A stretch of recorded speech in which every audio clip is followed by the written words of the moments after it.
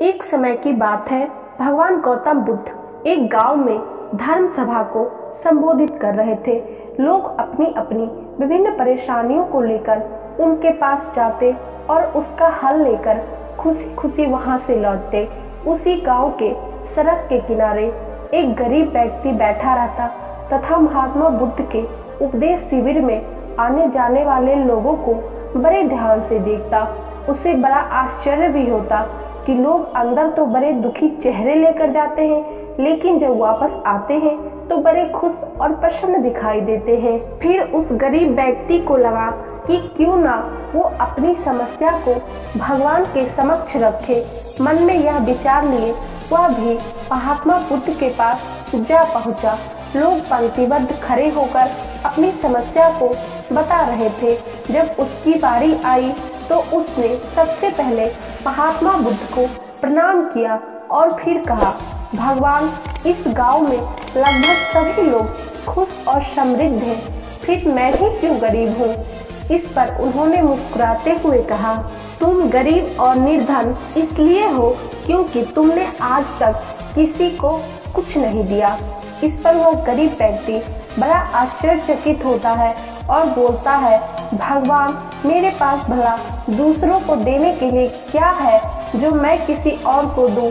मेरा तो स्वयं का गुजारा बहुत मुश्किल से हो पाता है। लोगों से भीख मांगकर अपना पेट भरता हूँ। उस गरीब व्यक्ति के बातों को सुनकर भगवान बुद्ध कुछ देर शांत रहे, फिर बोले, तुम बड़े ही अज्ञानी हो। औरों के साथ बांटने के लिए ईश्वर ने तुम्हें बहुत कुछ दिया है, मुस्कुराहट दी है जिसे तुम लोगों में आशा का संचार कर सकते हो, मुख दिया है ताकि लोगों से दो मीठे शब्द बोल सकते हो, उनकी प्रशंसा कर सकते हो, दो हाथ दिए हैं, लोगों की मदद कर सकते हो। ईश्वर ने जिनको ये तीन चीजें दी है वह कभी गरीब और निर्धन हो ही नहीं सकता। निर्धनता का विचार आदमी के मन में होता है, यह तो एक भ्रम है, इसे निकाल फेंको। बुद्ध ने कहा, कभी भी मन में निर्धनता का भाव उत्पन्न ना होने दो, गरीबी अपने आप दूर हो जाएगी।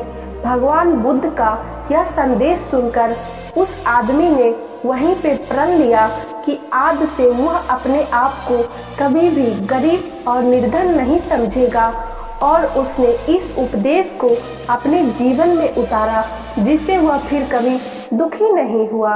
दोस्तों, हम सब इस बात की चिंता में अपना समय बर्बाद करते हैं कि हम गरीब हैं, परंतु ये सच नहीं है, क्योंकि ईश्वर ने हमें एक स्वस्थ शरीर दिया है जिसका उपयोग करके हम आगे बढ़ सकते हैं और खुद के जीवन से गरीबी को खत्म कर सकते हैं, औरों की भी मदद कर सकते हैं। दोस्तों, जरूरी नहीं कि हम किसी को रुपया, पैसा या धन ही दान में दें।